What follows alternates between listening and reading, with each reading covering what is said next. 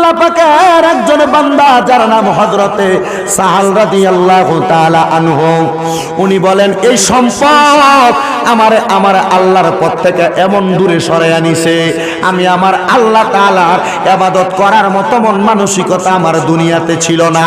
আমি আমার সম্পদের বাহাদুরিতে বছরের 365 দিনটা আমি কাটিয়ে দিতাম, কিন্তু হঠাৎ করে আমি সাহালের একজন মামা, যার নাম হলো হযরতে আল্লামা রাজি রহমতুল্লাহ আলাই, আল্লামা রাজি আইসা আমি বাগিনারে ডাক দিয়া কয়, এরে সাহাল, আমার আল্লাহ তো তোমার অনেক সম্পদ দান করছে, বাগিনা তোমার কাছে আমি কোনো সম্পদ চাই না, কোনো টাকা চাই না, কোনো পয়সা চাই না, আমি তোমার কাছে একটা জিনিস চাই। বলে মামা কি চান? বলে আল্লাহ তাআলা এই 365 দিন সময় তো তুমি অতিবাহিত করো, এই 365 দিন সময় তাইকা তুমি আমি মামারে মাত্র একদিন সময় দিবা, মানে 24 ঘন্টা সময় দিবা, আমি তোমার কাছে 24 ঘন্টা সময় চাইয়া নিতেছি। ওই হযরতে সাহাল ডাক দিয়া কয়, মামা আপনি আমাকে এই কথা বলেছেন, আপনি একজন ভালো আলেম, আপনার কথা তো আমার রাখাই লাগে। হ্যাঁ ঠিক আছে মামা, আপনার কথা মোতাবেক আমি আপনাকে মাত্র একদিন সময় প্রদান করব, মানে সকাল থেকে রাত্র আগামীকালকে সকাল পর্যন্ত সময় প্রদান করবে। ওই সাহাল তার মামার কথা শুই না গো ডাক দিয়া কয়, মামা আগামীকালকে সকাল থেকে আমি আপনাকে সময় দিতে রাজি আছি। ওই সাহাল ওনার কথা মোতাবেক তাকে সময় দিতে লাগলেন। তো আল্লামা রাজি তো উনি একজন ভালো মানের আলেম হওয়ার কারণে আল্লামা রাজি রহমতুল্লাহ আলাই ডাক দিয়া কয়, মামা আমাকে যেহেতু সময় দিবা, আমিও মনে মনে চিন্তা করলাম এ 24 ঘন্টা সময় আমি তোমার দুনিয়ার কোনো ধোঁকাবাজিতে কাটাইব না, দুনিয়ার কোনো খারাপ কাজে কাটাইব না, বাগিনা আমি কাটাইব, আমি এবং তুমি মিলে আজকে সারাটা সময় আল্লাহর ইবাদত করব। ওই বাগিনা কয়, মামা গো আপনি বলেছেন আল্লাহর ইবাদতে সময় কাটাইবেন, যদি আপনি আল্লাহর ইবাদতে সময় কাটাইতে চান তাহলে আমি তো ইবাদত করার জন্য প্রস্তুত না। বলে কেন রে বাগিনা, কেন এই কথাটা বললা? বলে মামা আমার দেহের মধ্যে ওযু নাই। কি নাই?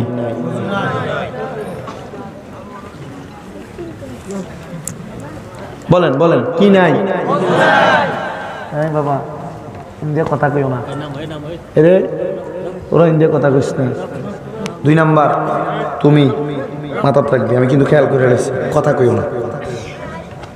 আমার যদি একটু ডিস্টার্ব হয় আমি ওয়াশ করতে অসুবিধা হবে, এর সাথে ভালো ডিস্টার্ব না করা ভালো না। অল্প কিছুক্ষণ বইও বিরিয়ানি ডেকলাইন গেছে, তারা শুধু প্যাকেট করণের দেরি, বুঝছো নি? কাই না 2টা বলে টাইম ধরো 12টা, আর ওয়াশ শেষ হয়ে যাবে এর আগে। উনি বলে বাগিনা তুমি যে ইবাদত করবা, ইবাদতের আগে তো তোমার ওযুর প্রয়োজন। ওই ভাগিনা সাহাল ডাক দিয়া কয়, মামা আপনি বলেছেন ওযুর প্রয়োজন, কিন্তু ওযু কেমনে করে আমি তো জানি না। আল্লামা রাজি কয়, বাগিনা সম্পদের মায়ায় পড়ে ইবাদত করতে ভুলে গেছো, এখন আমি তোমারে ওযু করানো শিখাইব। বলতেছে এত সম্পদের মায়ায় পড়ে, দুনিয়ার লোভে পড়ে, দুনিয়ার কর্মব্যস্ততায় কাটায়, এরে আজকে একটা সুযোগ যেহেতু 24 ঘন্টা পাইছি, তার আমি ওযুটা শিখাইয়া দিই। শিখাইলেন বাগিনা ওযু করো সুন্দর করে, তুমি তোমার 2 হাতের কবজি ধৌত করো, কবজি ধৌত করার পরে ভালোভাবে কুলি করো, কুলি করার পরে তুমি তোমার ডান হাত দ্বারা নাকের ছিদ্রগুলোর মধ্যে পানি ঢুকাইয়া তোমার বাম হাত দ্বারা পরিষ্কার করো। তোমার এই থুতনি থেকে মাথার এই আঁচল পর্যন্ত তুমি তোমার মুখটাকে ভালোভাবে ধৌত করো, তুমি তোমার হাতটাকে সুন্দর করে ধৌত করো, তুমি তোমার মাথাটাকে মাসেহ করো, তুমি তোমার মাথা মাসেহ করার পরে তুমি তোমার পায়ের টাকনু পর্যন্ত ধৌত করো। ভাগিনা বলে আমি আমার মামার সঙ্গে ওযু করলাম, আজকে আমি এই ঘটনাটা সুন্দর করে আমার তাসকিরাতুল আউলিয়া নামক কিতাব আল্লামা ফরিদউদ্দিন আত্তারের লিখিত কিতাবের মধ্যে আমি পড়তে যায় দেখলাম উনি ওই রাত্রে ওযু বানাইয়া আল্লামা সাহালের সঙ্গে 2 রাকাত নামাজ পড়ার জন্য দাঁড়াইছে। 2 রাকাত নামাজ পড়ার পরে ওই নামাজ অন্য কোনো নামাজ নয়, 2 রাকাত নামাজ কোন লম্বা নামাজ। ওই নামাজের মধ্যে আল্লাহর বান্দা সর্বপ্রথম সূরা ফাতিহা তেলাওয়াত করেছে, তারপরে আরেকটা সূরা মিলায়া প্রথম রাকাত নামাজ শেষ করেছে। আর দ্বিতীয় রাকাত নামাজ পড়া যখন তিনি সূরা ফাতিহা পড়লেন, সূরা ফাতিহা পড়ার পরে উনি ওনার কেরাতের সঙ্গে মিলাইলেন, কেরাত মিলাইলেন। একবার না দুইবার না, একটানা 50 বার সূরা ইখলাস তেলাওয়াত করলেন। ওনার নিয়ত হইল বাগিনা যে তো সম্পদের মায়ায় পইরা ইবাদত করে না, আজকে রাতে আমি তারে নিয়ে ইবাদত করাইব। এই ইবাদতের মায়ায় যদি বাগিনা পইরা যায়, আমার এই ভাগিনাটা আল্লাহ পাক রব্বুল আলামিনের ইহদিনাস সিরাতাল মুস্তাকিমের পথ মতে চলতে পারবে। আপনার বাবারা রে, আশেপাশে এলাকার যুবকের দলেরা, পর্দার অন্তরালের মা বোনেরা, মনোযোগ দিয়ে আলোচনাটা শ্রবণ করো। ওই আল্লাহর বান্দা ওযু কইরা যখন সারা রাত নামাজ পড়ল, পরের দিন সকাল হওয়ার সাথে সাথে মামারে কই, ও মামা, 365 দিনের মধ্যে আপনি আমার মামা হিসেবে আমার কাছে মাত্র একদিন সময় চাইছে, আমি সময় দিছি মামা, এবার আপনি অনুমতি দিলে আমি আপনার কাছ থেকে চলে যাইব। এই কথা শুই না রে আল্লাহ রাজি কয়, আল্লাহ আমার বাগিনারে আমি হেদায়েত করার জন্য সময় পাইলাম মাত্র 24 ঘন্টা। বাগিনা হেদায়েত হইছে কিনা আপনি আল্লাহ ছাড়া আর কেউ জানে না। এবার যখন আল্লামা রাজি রহমতুল্লাহ আলাই এই কথা বইলা উনি ওনার ঘরে চইলা গেলেন, আর হযরতে সাহাল রহমতুল্লাহ আলাইকে বললেন, ঠিক আছে, যেহেতু তুমি তোমার ওয়াদা মোতাবেক আমার সময় দিলা, এখন তুমি তোমার বাড়িতে চলে যাও। আল্লামা সাহাল নিজে তার জীবনীর মধ্যে বর্ণনা করে, আমি যখন আমার মামার কাছ থেকে ছুটি নিয়ে বাড়ির মধ্যে চলে গেলাম, যাওয়ার পরে দ্বিতীয় দিন রাত্রবেলা আমি ঘুমাইতে গেছি, আমার ঘুম আসে না রে। আমার যখন ঘুম আসে না, আমি চিন্তা করলাম আমার মামা বলছে কেউ যদি আরামসে ঘুমাইতে চায় সে যেন ওযু বানায়া ঘুমায়। বলে কেন? বলে ওযু বানায়া সে যদি ঘুমায়, ওই ঘুম অবস্থায় যদি মারা যায় তার মরণটা শহীদের কাতারে লিপিবদ্ধ হয়ে যায়। একটা আমল শিখেন। কি শিখলাম? তাহলে যদি কোনো ব্যক্তি ওযু করে ঘুমায় আর ঘুমন্ত অবস্থায় এই অবস্থায় মারা যায়, যদি মারা যায় তার দরজা হবে কি দরজা? শহীদের দরজা। আপনারা বলেন শহীদরা কি জান্নাতি না জাহান্নামী? জান্নাত। আমার মুসলমান ইমানদারের দরেরা জমির মনোযোগ দিয়া শুনবা, ওই আল্লাহর বান্দা ওযু কইরা ঘুমাইতে গেছে রে। ঘুমানোর পরে আমরা মাঝে মাঝে ঘুমানোর পরে দেখবেন উলুট পালট কিছু স্বপ্ন দেখলে ঘুম থেকে ফাল দিয়ে উঠি, যেটা আমরা স্যাপটা খেয়ে উঠি, কই না? ওই সাহাল উনি বলেন আমি ঘুম থেকে ফাল দিয়ে উঠলাম, উঠার পরে আমার মধ্যে ভয় ভয় কাজ করলো, আমি আবার ঘুমাইতে গেলাম। আল্লাহর কসম আমি ওই রাত্রে আর ঘুমাইতে পারি নাই। তৃতীয় দিন আমি সেম ভাবে ঘুমাইতে গেলাম, ওযু কইরা ঘুমাইতে যাওয়ার পরে আমি ওই রাত্র ঘুমাইতে পারি নাই। আমার চোখটা লাগার পর আমি ঘুম থেকে ফাল দিয়ে উঠি। এমন ভাবে একদিন না, 2 দিন না, টানা 7 দিন আমি ঘুম থেকে লাফ দিয়া দিয়ে উঠি। কয়দিন? আল্লামা সাহাল বলে টানা 7 দিন আমি ঘুম থেকে যখন ফাল দিয়ে উঠি রে, ঘুম থেকে ফাল দিয়া ওঠার পরে 7 দিন পর আমার কাছে যখন ভালো লাগে না, আমি দৌড়াইয়া আমার মামা আল্লামা রাজির কাছে গেলাম। আপনারা মাঝে মাঝে দেখবেন বিপদ আপদে পড়লে হুজুরের কাছে যান, যান না? মানুষ মরলে যায়, পোলাপাইনের নাম রাখতে যায়, পোলাপাইন কানলে রাতকে দেয় ডাক দিয়ে, হুজুর আইন আমার পোলাটা ঝাড়াই দিয়ে দেন। আছে না এমন অবস্থা? এই বিপদে পড়লে যান আপনারা হুজুরের কাছে, মোল্লার কাছে। আর নাইলে কিন্তু হুজুরের কাছে যাওয়ানোর কোনো খবর থাকে না। হুজুরের দেখলে দিয়ে একটা অ্যালার্জি লাগে। আরে হুজুর যদি রাস্তা দিয়ে কোনো রকম দাঁত খিলের করতে করতেও যা, কি কারেন্ট এখানে করেনি না, হুজুরদেরকে দেখলে এটা কইরেন না, মোহাব্বত করেন হুজুরদের সাথে। আমি কোনো আপনার এলাকায় আইজ গেছি, গত বছর আইছি, আর আবার 1 বছর পর আইজ গেছি। আমি আবার আগামী দিনে আমুজ এটার গ্যারান্টি নাই, কিন্তু এলাকার হুজুরা এদেরকে আপনি সম্মান করেন, তাজিম করেন। এদেরকে যখন তাজিম করবেন দেখবেন এটার একটা রুহানি দোয়া আপনি আপনার অন্তরের ভিতরে পাবেন। আমল নামার ভিতরে উঠাইতে পারবে। আল্লাহ কবুল করো, আমিন খন। উনি দৌড়ে গেছে, আল্লামা রাফির কাছে ডাক দিয়ে বলে, ও মামা, আমি তো 7 দিন ঘুমাইতে পারি না। মামা কয়, বাগিনা কেন রে? বলে, আপনার কাছে যেই দিন আসছি এয়ারপোর্ট থেকে আর আমার চোখ লাগে না। মামা কয়, কাম হয়ে গেছে গা। কারণ এই ভাগিনা সম্পদের মোহে পড়ে আল্লাহর ইবাদত করা ছেড়ে দিছিল। আল্লামা রাফি ডাক দিয়ে কয়, এ ভাগিনা, সাহাল তোমার কাছে জানতে চাই কেন তুমি ঘুমাইতে পারো না? হযরত সাহাল কয়, মামা, আমি প্রথম দিন স্বপ্নের মধ্যে দেখলাম আমি একটা সুন্দর জায়গার মধ্যে সেজদা দিতেছি ঘুম অবস্থায়, আর কে জানি আইসা আমার মাথার মধ্যে হাত বুলাইয়া দেয়। দ্বিতীয় দিন আমি একটা জায়গায় সেজদা দিতেছি, কে জানি আইসা আমার মাথার মধ্যে হাত বুলাইয়া দেয়। তৃতীয় দিন আমি সেজদা দিতেছি, কে জানি আইসা আমার মাথার মধ্যে হাত বুলাইয়া দেয়। এমন ভাবে 1 দিন না 2 দিন না, একটানা 7 দিন পর্যন্ত আমি একটা জায়গায় সেজদা দিছি। কিন্তু মামা, আমি 7ম দিনের দিন প্রশ্ন করলাম, আমি যেই জায়গায় সেজদা দেই এই জায়গাটা কোন জায়গা? আমার এই উত্তর দিছে, মামা গো, এটা হইল আমার আল্লাহ তাআলার আরশ আযিমের চৌখাট। মামা কই, বাগিনা, আমার কাছে বলছো এ কথা আর কারোর কাছে বইল না কেন? বলে, মামা, তুমি যে এতদিন পর্যন্ত দুনিয়ার মায়ায় মগ্ন ছিলা, সম্পদের তাড়নায় ইবাদত ছেড়ে দিছিলা, ও মামা, আজকে আজকে আজকে আজকে তোমার সময় হয়েছে। 7 দিন তোমাকে আল্লাহ তাআলার পক্ষ থেকে ডাক দেওয়া হয়েছে, ও সাহাল, সম্পদের মায়া ছেড়ে দাও। বলে, মামা, কেমনে বুঝতাম যে আল্লাহর পক্ষ থেকে বলা হয়েছে? বলে, ভাগিনা, আমার সামনে আসো। আল্লামা রাজি তার সামনে বসাইয়া উনি তার চক্ষুটা বন্ধ কইরা তার বুকের মধ্যে শাহাদাত আঙ্গুলটা লাগাইয়া দিতে কয়, বাগিনা, কি দেখতে পাও? বলে, মামা, গত 7 দিন যেই জায়গায় সেজদা দিছি আমি আমার চোখ দ্বারা ওই জায়গা দেখতে পাই। ওরে, তুমি জানো নি এই আরশ মুআল্লার মধ্যে কে বসবাস করে? এইখানে কেউ বসবাস করে না। আরশ মুআল্লা লামকান হইল আমার আল্লাহ তাআলার বাড়ি। এই জায়গার মধ্যে আমার আল্লাহ তাআলা আল্লাহর খাস বান্দা ছাড়া কাউকে গ্রহণ করে না।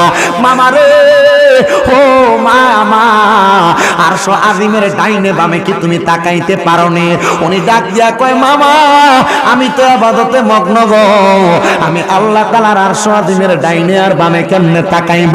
উনি কয়, আমি আবার তাকাইয়া দেখলাম গো, অনেক সুন্দর সুন্দর কিছু জায়গা দেখা যায়। আমি বললাম, মামা গো, এই সুন্দর সুন্দর জায়গাগুলা তো আমার দেখা প্রয়োজন। বলে, কেন দেখা প্রয়োজন? বলে, ওই জায়গাগুলা দেখতে আমার কাছে বড় সুন্দর লাগছে। ডাক দিয়া কয়, মামা, এই সুন্দর জায়গা তো তুমি এমনে দেখতে পারবা না। বলে, কেন গো, কেন গো? বলে, সুন্দর জায়গাটার নাম হলো জান্নাত। ওই জান্নাত যদি তুমি দেখতে চাও, দুনিয়াতে আমার আল্লাহ তাআলার ইবাদতে তোমার সময়টা কাটাও। আল্লামা সাহাল ডাক দিয়া কয়, ও জগৎবাসী রে, আমি যখন আমার মামার সঙ্গে ইবাদতে মশগুল হয়ে গেলাম, এবার আমার সম্পদের মায়া নাই, টাকার মায়া নাই, পয়সার মায়া নাই, আমার মামার সঙ্গে আমি ওয়াদাবদ্ধ হইলাম। ও মামা, মামা গো, আপনি যেহেতু আমারে বললেন আমি সম্পদের মায়া ত্যাগ করার জন্য, এখন থেকে আর সম্পদের মায়া আমার মাঝে রাখলাম না, আমি আমার আল্লাহ তাআলার ইবাদতে আমার সময় কাটাইব। বলে, তাইলে তুমি তোমার সম্পদগুলা কি করবা? আল্লামা সাহাল রাহমাতুল্লাহ আলাইহি উনি বলেন, আমি হাতের মধ্যে একটা কাগজ নিলাম, ওই কাগজটাকে আমি হাতের মধ্যে নিয়ে 4টা টুকরা করলাম। 4টা টুকরা যখন করলাম, ওই কাগজগুলার মধ্যে আমি আমার বাড়ির নামটা লিখলাম, একটা কাগজের মধ্যে আমি আমার ওটের নাম লিখলাম, একটা কাগজের মধ্যে আমি আমার জায়গার নাম লিখলাম, একটা কাগজের মধ্যে আমি আমার বকরির নাম লিখলাম। এমন ভাবে একটার মধ্যে আমার বাড়ির নাম, একটার মধ্যে আমার ওটের নাম, একটার মধ্যে আমার বকরির নাম, একটার মধ্যে আমার সম্পত্তির নাম লিখলাম। সকল কিছু লেখার পরে আমি আমার পুরা এলাকার মানুষকে ডাক দিলাম, জগৎবাসী ও জগৎবাসীরা, তোমরা একটু আমার বাড়ির সম্মুখে চলে আসো। তোমাদের মধ্য থেকে 4 জন ব্যক্তি আমার সম্মুখে আসবা। বলে কেন গো হুজুর? বলে অন্য কোনো কারণে না। ও কি কারণে রে? বলে আপনারা সামনে একটু আইসা দেখেন না, ওই 4টা কাগজকে আল্লামা সাহারাজির বাগিনা হযরতে সাহাল রহমাতুল্লাহ আলাইহি একসাথে বইটা আমরা লটারির মতো দেই, উনি ওনার সম্পদগুলার নামটা লেখা লেখা 4 জনের সামনে ফালাইছে। ডাক দিয়া আপনারা 4 জন এখান থেকে 4টা কাগজের টুকরা নেন। কয়টা? 4টা কাগজের টুকরা নিছেন। নেওয়ার পরে বলছেন কার ভাগে কি পড়ছে বলেন। একজন বলে আমার ভাগে তোমার জায়গা পড়ছে, আরেকজন বলে তোমার সুন্দর বাড়ি, আরেকজন বলে এই জায়গার ভিতরে তোমার ওট, আরেক জায়গায় তোমার বকরির নাম আছে। আল্লামা সাহাল রহমতুল্লাহ আলাই, হযরত সাহাল রহমতুল্লাহ আলাই উনি বলে এই সম্পত্তিগুলা তুমি তোমার জিম্মাদারিতে রাইখাই 3 জন 4 জন আমার এলাকার মানুষকে বন্টন করে দাও। এলাকার মানুষকে কি রে? সাহাল এত সম্পদের পাগল ছিল, সে তার সম্পদ মানুষকে দিয়ে দিতেছে, কারণ কি? বলছে কারণ অন্য কিছু না, আমার মনিব আমারে ডাক দিছে, আমি আমার মনিবের ঘর দেখার জন্য তাড়াতাড়ি যাইতে চাই। কার ঘর দেখার জন্য? মনিবের ঘর দেখার জন্য যাইতে চাই। মক্কা দেখনেওয়ালা একটা পাগলের কথা বলবো, আশেকের কথা বলবো, মদিনা দেখতেওয়ালা আরেকটা আশেকের কথা বলবো, বইলা ওয়াজ শেষ করি।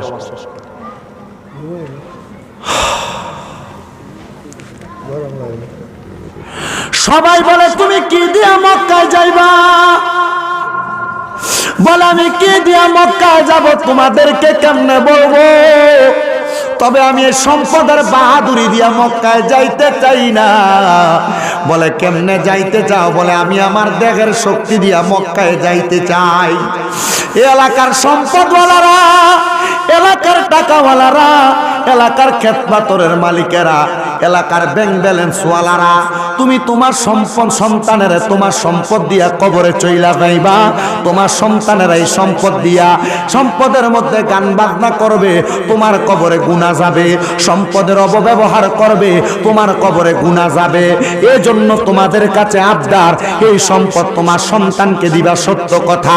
সন্তান আত্মীয় স্বজনকে দেওয়ার আগে সম্পদের একটা কন্যা দিয়ে একটু বেচো আগে, বেচে আমার আল্লাহর ঘরটা তাওয়াফ করার ব্যবস্থা করো। না আপনি আপনার ফুতের 10 বয়সী ঘন্টা টাকা দিয়ে দেবেন। এই ফুতেতে আপনার এমনও ফুতেট আছে, হ্যাঁ অনেক মুরব্বী আছে দিগান, এবার বাপার কবরের সামনে নিয়ে দিলে বাপের কবর কোনটা দেয় তো পারতো না। কথা কিটা ঠিক আছে নি কথা? এমনও দাদার নাতি আছে জিগান, তে তার দাদার কবর চিনে না, জানে এই কবর তারে মাটি দিছে, শুধু এর দূরে জানে। আপনাদের জায়গা জমিগুলা দিয়া যাবেন, আপনার সন্তান যদিও কবরটা চিনে, কিন্তু তার সন্তান কিন্তু আপনার কবরটা চিনবে না। কথা ঠিক আছে না? রে উমা খুব মনোযোগ। ওই বেটা এই দুনিয়া তো না, পকেটে ঢুকা ঢুকা পকেটে।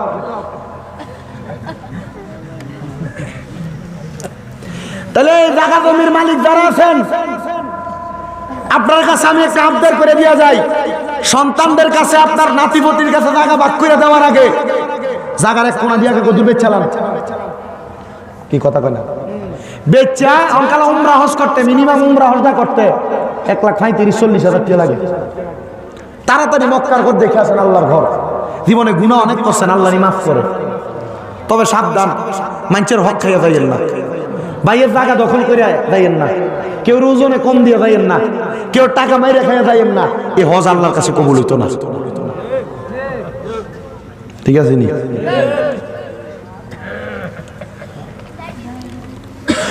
আল্লামা সাহালকে জিজ্ঞাসা করা হয়, তুমি তোমার সব সম্পদ কেন মানুষকে দিলা? বলে আমি মানুষকে দিছি, এই সম্পদের মধ্যে হালাল আছে না হারাম আছে এটার গ্যারান্টি আমি দিতে পারবো না, এজন্য আমি এগুলা সওয়াবের নিয়তে দেই নাই রে। এই সম্পদগুলা আমি মানুষের মাঝে দিছি সওয়াবের নিয়তে না, মানুষ যেন এগুলা নিয়ে যায়, এগুলা আমি ব্যবহার করতে পারবো না। আপনারা অনেকে ব্যাংকের মধ্যে টাকা রাখেন, রাখেননি? যে দেশের মধ্যে কেন্দ্রীয় ব্যাংক সুদ ব্যবস্থার আওতার মধ্যে, ওই দেশের মধ্যে সুদ ছাড়া কোনো ব্যাংক নাই। কথা কি বুঝতে পারছেন? আপনার হিসাব দিব দেখবেন অমুক ব্যাংক সুদ নাই, এখানে মুনাফা চলে, মুনাফা এটাই হেডে এমন আর কি, বুঝছেন না আপনি কাহিনী? আপনি সেভিংস অ্যাকাউন্ট খুলবেন, বছর শেষে আপনার অ্যাকাউন্টে কিছু টাকা যোগ হবে, কথা কি বুঝছেন? আপনি কারেন্ট অ্যাকাউন্ট খুলবেন, এটার মাধ্যমে কিছু টাকা কাটশিট হবে। তা আমি আমার এক উস্তাদ দিদি গেলাম, হুজুর ওয়াজ মাহফিল যেহেতু করি কিছু টাকা তো ব্যাংকে রাখুন লাগে। হুজুর এখন 1 বছর পরে আমি রাখছি 6,30,000, হুজুর আজকে দিয়ে আমার অ্যাকাউন্টে কটা টিয়া ইয়ে কইছে কই থেকে জানি। হুজুর কয় তোমার অ্যাকাউন্টটা কি অ্যাকাউন্ট? হুজুর তারা খোলার সময় আমার কইছে এটা সেভিংস অ্যাকাউন্ট। কাম হয়ে গেছে কিটা ও সুদের টিয়া তো কইছে আমার 6,30,000 মার্ডার যোগায় না এমন মাঝে মাঝে। হুজুরে দি গেলাম, হুজুর এখন কি করা? যেহেতু তুমি ব্যাংকিং ব্যবস্থার মাধ্যমে তোমার টাকার নিরাপত্তার জন্য সেখানে রাখতেই হবে, কিন্তু তারা তোমার টাকাটারে বিভিন্ন মাধ্যমে খাড়াইয়া তোমার কিছু টাকা দেয়, যে টাকাটা যোগ হবে তোমার টাকায়, এই টাকাটা ব্যাংক থেকে তুলে ফেলবা। মনে করেন 10 লাখ টাকা রাখার পর আমার অ্যাকাউন্টে 2,000 টাকা এসে জমা হইল, উদাহরণস্বরূপ। হুজুর আমার বলছে এই টাকাটা উঠে ফেলবা, উঠাইয়া এই টাকাটা এলাকার কোন গরিব দুঃখীরে দিয়ে দিবা। তবে হ্যাঁ, শর্ত হইল সওয়াবের নিয়তে দেওয়া যাবে, সওয়াবের নিয়তে দেওয়া যাবে না। এটা হইল ব্যাংকে টাকা রাখার সিস্টেম আর কি।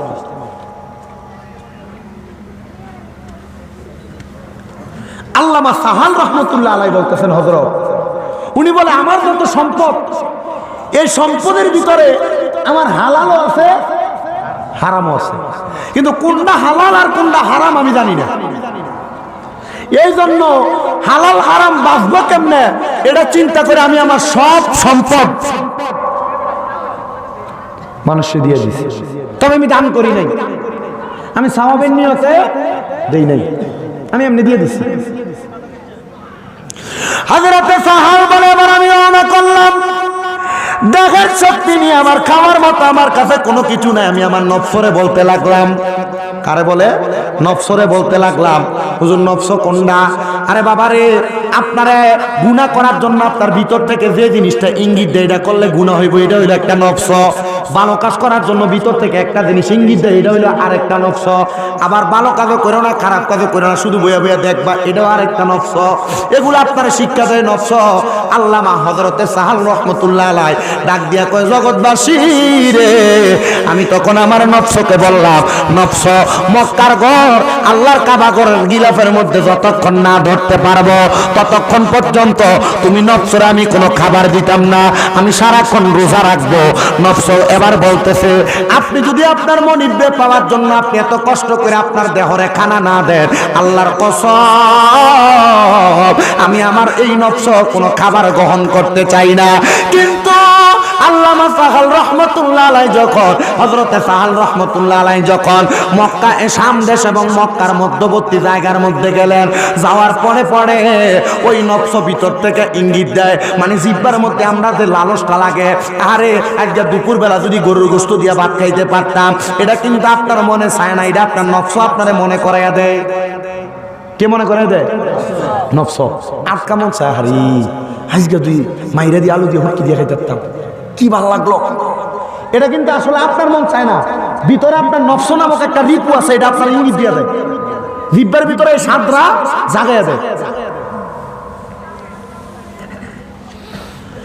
আল্লামা সাহালের নফস তার জিহ্বার মধ্যে জাগাইয়া দিছে, সাহাল আমার মন চায় একটু রুটি খাওয়ার জন্য আর সামান্য মাছ খাওয়ার জন্য।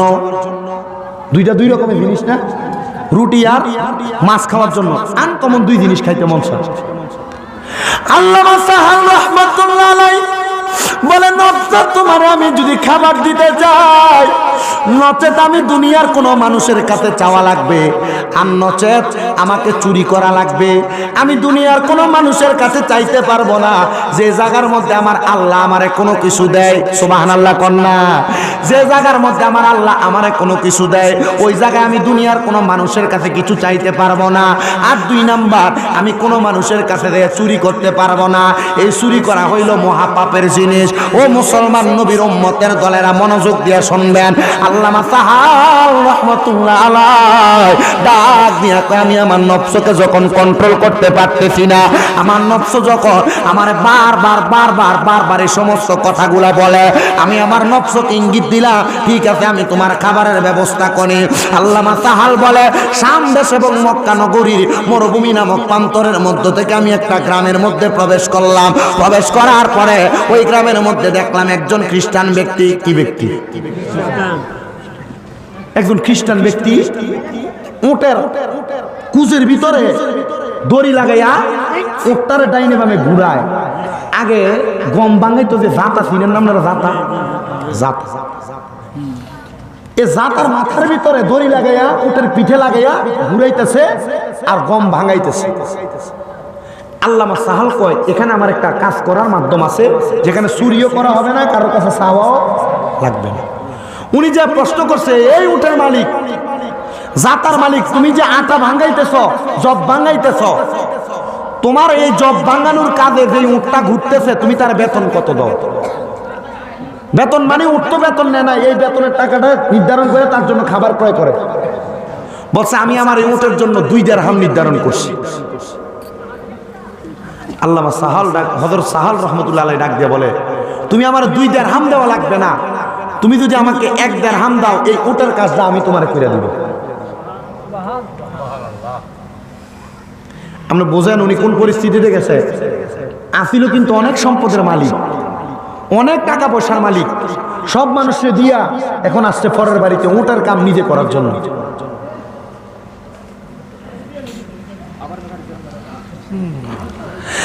আল্লাহ হযরতে সাহাল ডাক দিয়ে বলে, আপনি রাজি কিনা? ওই ব্যক্তি বলে, যদি আমি আমার উটকে পরিশ্রম না করাই, আমি আমার উটকে মাত্র 1/2 দিরহাম অথবা সামান্য 1 দিরহামের অর্ধেক টাকা দিয়া আমি আমার উটকে খাওয়াইতে পারি, কিন্তু কষ্ট করানোর কারণে উটে খাবার বেশি খায়, এজন্য আমি আমার উটকে বেশি দেওয়া লাগে। উনি বলে, ঠিক আছে, যেহেতু আপনি 1 দিরহাম দ্বারা আমার কর্ম সম্পাদন করবেন, আপনি আমার কর্মটা সম্পাদন করেন।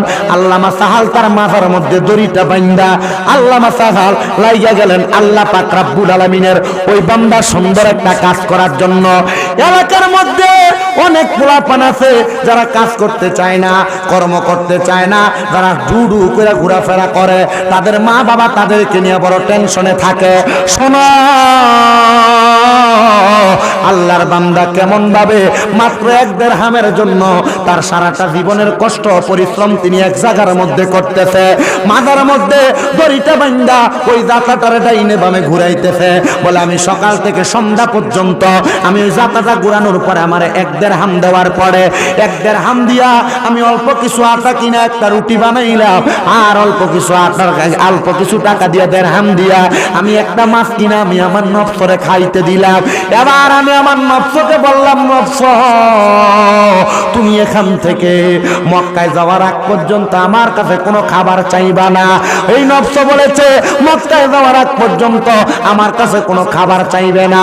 এবার আল্লাহ হযরতে সাহাল যখন ওইখান থেকে চলে যায়, খ্রিস্টান উটের মালিক ডাক দিয়া কয়, ও সাহাল, ও আমার কাজের ব্যক্তিত্ব, তোমার কাছে আমি জানতে চাই, তুমি যে কাজটা করলা, আমি যদি একটা মানুষ দিয়ে কাজ করাইতাম আমার সর্বনিম্ন 10 দিরহাম বেতন দেওয়া লাগতো, তুমি সেই কাজটা মাত্র 1 দিরহাম দিয়া করলা, কারণটা তোমার কাছে জানতে চাই। উনি ডাক দিয়া বলে, আমি এই জন্য করেছি, আমার জন্য না, আমার নফস শুধু চাইছে সামান্য খাবার, আমার নফসকে তাজা করার জন্য আমি সামান্য খাবার চাইলাম, এজন্য আমি 1 দিরহাম খরচ করলাম। বলে, তুমি চাইলেও তো আমার কাছ থেকে 10 দিরহাম দাবি করতে পারতা।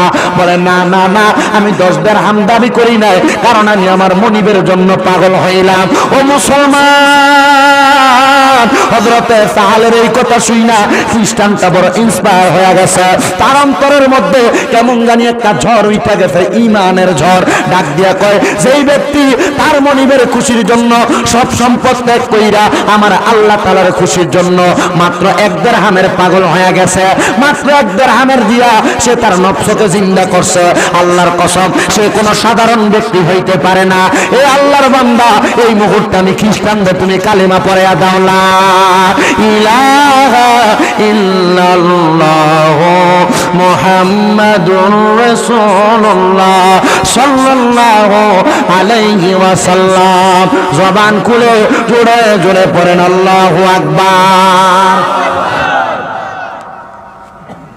একজন সম্পদের পাগল, একজন টাকা পয়সার পাগল, বাড়ি গাড়ি দুনিয়ার সব আরামায়েশের পাগল, সে যদি তার সব সম্পদ মানুষকে দিয়া তার ভিতরে যদি লাকাদ কানা লাকুম ফি রাসূলিল্লাহি উসওয়াতুন হাসানাহ পোশাক লাগাইতে পারে, নবীর আদর্শ গ্রহণ করার পর ওই গণ্ড মূর্খ লোক যদি সে যদি মক্কায় যাওয়ার পথে একজন খ্রিস্টানকে মুসলমান বানাইতে পারে, আমি জানতে চাই আপনি আমি যদি আমাদের জীবনটাকে আল্লাহ এবং তার রসুলের রঙে রঙিন করে, আল্লাহ এবং তার রসুলের আদর্শ গ্রহণ করে চলাফেরা করি, আমাদেরকে দেইকা আরেকটা বিধর্মী ইসলাম গ্রহণ করার ক্ষমতা আসেনি?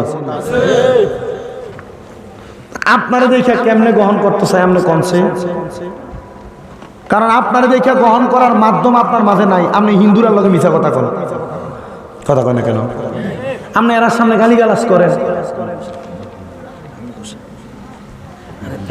এই জন্য আপনি এমন ভাবে চলবেন যেন আপনার চলাফেরা দেখা, আপনার চলাফেরা দেখা একজন বিধর্মী ভাইও ইসলাম গ্রহণ করে। জোরে কোন সুবহানাল্লাহ। উনি বলে আমারে দেখা খ্রিস্টান আমার কর্ম দেখা বলছে। আপনি যে কর্ম করেন, রাস্তার ভিতরে চলেন, সিগারেটে টান দেন, আপনি মুসলমান, তো লাভ হইল কি? কথা কয় না। লাভ হইল কি যে সিগারেট খাইতেছেন? নবীজি আদেশ করছেন, যদি তোমরা দুনিয়াতে জাহান্নামী ব্যক্তি দেখতে চাও, কি ব্যক্তি? কথা কয় না। জাহান্নামী। নবীজি বলে দিয়েছেন যে যাদেরকে দেখবা দুনিয়াতে তাদের মুখে আগুন, তারাই জাহান্নামী। হিসাব করে সামনে কার কার মুখে আগুন থাকে?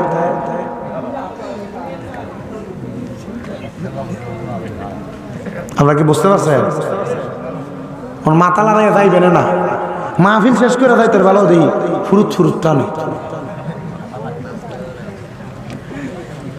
মাহফিল শেষ করে যাওয়ার সময় দিই ফুরুত ফুরুত টানে। গতকালকে আমার মাহফিল ছিল হবিগঞ্জের মাধবপুর থানার জগদীশপুরের পশ্চিমে, নাম এলাকার নাম খাটুরা। তো ওইখানে যখন আমি মাহফিলে শেষ করে আইতাছি, যাইতে দিয়ে এক মুরব্বী বিরিয়ানির প্যাকেটটা বামা তেন দিয়ে পিছন দিয়ে লইয়া রাইনাতে টানতে টানতে যাইতেছে। আমি খেরি এই ডেঞ্জারাস বেড়া। তা আমি ঘরে ঢুকার আগে আমি কাকারে কইলাম, কাকা ওয়াজে কইলাম কি আর কামড়া করলেন কি? ওয়াজে কইলাম কি আর আপনি কামড়া করলেন কি? ও কাকা ভাল লাগে না, এতক্ষণ খুব কষ্ট করে বইয়াছিলাম। খারি ডেঞ্জারাস মানুষ, এতক্ষণ খুব কষ্ট করে বইয়াছিল। আরে আমি বিড়ি খুঁড়ার কথা চিন্তা করি, এরা যে বিড়ি খায়, এরা যে সিগারেট খায়, এরা বউ এরা খাটে জায়গা দেখেন না। আপনারা যে উস্তাদি একটার থেকে ভালাই দেন, এটা তো আপনার হাতের কোয়ালের বাইক। আপনার মুখে তো গুড় থেকে দুর্গন্ধ করে। কথা কয় না? আমার মনে আছে, আমি কইলাম না আমি 17 সাল থেকে মাহফিল করি। 2018 সালে আমি হবিগঞ্জে মাহফিলে গেছি, শায়েস্তাগঞ্জ, আমি কুমিল্লা